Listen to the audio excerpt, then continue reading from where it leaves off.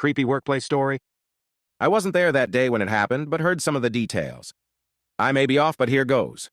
Two maintenance guys were up in a scissor lift working on an overhead indoor crane. Someone on the floor grabbed the remote for the other crane and started to move it. One maintenance guy yelled, "Duck," and ducked. The other turned to see what was happening and apparently was crushed between the two cranes and then fell out of the lift.